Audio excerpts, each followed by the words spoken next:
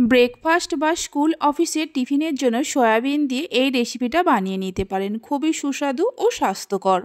আশা করি আপনাদের ভালো লাগবে। নমস্কার বন্ধুরা, রূপাস কিচেনে সবাইকে স্বাগতম। তাহলে চলুন দেখে নেওয়া যাক। শুরু থেকে শেষ পর্যন্ত দেখার জন্য আপনাদের কাছে অনুরোধ রইল।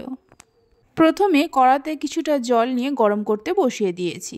জলের মধ্যে হাফ চামচের মতো নুন দিয়ে নুনটা মিশিয়ে দেব। জল যখনই ফুটতে শুরু করবে এক বাটি সয়াবিন দিয়ে দেব। হাই ফ্লেমে মিনিট 4-5 সময় ধরে সয়াবিনগুলোকে সেদ্ধ করে নেব। মিনিট 4-5 সময় ধরে সেদ্ধ করে নেওয়ার পর জল ঝরিয়ে নিয়ে একটা পাত্রের মধ্যে কিছুটা জল নিয়েছি, তার মধ্যে দিয়ে দেব। 2-3 মিনিটের মতো এই জলের মধ্যে রেখে দিয়ে তারপর সয়াবিন থেকে ভালো করে জল ঝরিয়ে নিয়ে একটা মিক্সির জারের মধ্যে দিয়ে অল্প অল্প করে পেস্ট করে নিতে হবে। অবশ্যই এইভাবে জলটা চেপে চেপে ভালো করে ঝরিয়ে নিতে হবে। সয়াবিনগুলো পেস্ট করে নেওয়ার পর একটা মিক্সিং বোলের মধ্যে ঢেলে নেব। বাকি সয়াবিনগুলোকে এইভাবে পেস্ট করে নেব। বাকি সয়াবিনগুলো পেস্ট করার সময় এর মধ্যে দিয়ে দেব 4-5টা কাঁচা লঙ্কা। আপনারা যেমন ঝাল খাবেন সেই মতো কাঁচা লঙ্কা দেবেন। হাফ ইঞ্চি আদাকে টুকরো করে নিয়ে দিয়ে দেব আর 8 থেকে 10 কোয়া রসুন দিয়ে দেব। আদা, রসুন, কাঁচা লঙ্কা আপনারা চাইলে আলাদা করেও পেস্ট করে নিতে পারেন। সমস্ত সয়াবিনগুলো পেস্ট করে নেওয়ার পর এর মধ্যে দিয়ে দেব একটা বড় সাইজের পেঁয়াজকে কুচিয়ে নিয়ে। স্বাদ মতো নুন দিয়ে দেব। হাফ চামচের মতো গোলমরিচ গুঁড়ো দেব। অল্প করে গরম মশলা গুঁড়ো দিয়ে দেব, মানে 1 চামচের 4 ভাগের 1 ভাগ। হাফ চামচের মতো জিরে গুঁড়ো দিয়ে দেব। একটা ডিম ভেঙে নিয়ে দিয়ে দেব। এবার একসঙ্গে সব কিছুকে খুব ভালো করে মিশিয়ে নিতে হবে। এইভাবে রেসিপিটা বাড়িতে বানালে আশা করি বাচ্চা থেকে বড় সকলে খুবই পছন্দ করবে। বাড়িতে বানালে খেয়ে কেমন লাগলো অবশ্যই আমাকে কমেন্ট করে জানাবেন।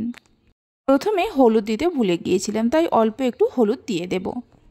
সব কিছুকে খুব ভালো করে মিশিয়ে নেওয়ার পর গ্যাসের ওপর একটা তাওয়া বসিয়ে তাওয়ার মধ্যে অল্প করে সাদা তেল দিয়ে দেব। তেলটা তাওয়ার চারিদিকে খুব ভালো করে লাগিয়ে নিতে হবে।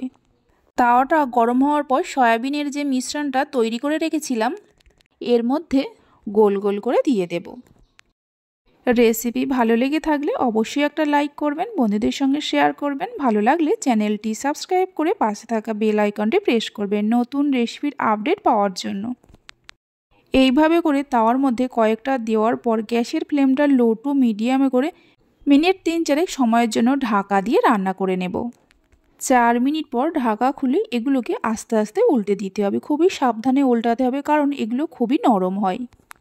একটা একটা করে উল্টে দেওয়ার পর এর ওপরে অল্প করে সাদা তেল দিয়ে আবারও ঢাকা দিয়ে রান্না করে নেব মিনিট 2-3 সময় ধরে।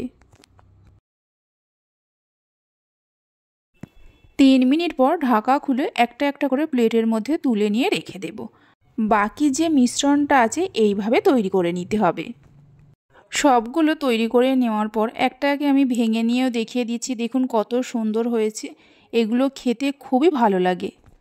তাহলে চলুন ভিডিওটা আমি এখানেই শেষ করছি। আপনারা সবাই ভালো থাকবেন, সুস্থ থাকবেন। ধন্যবাদ।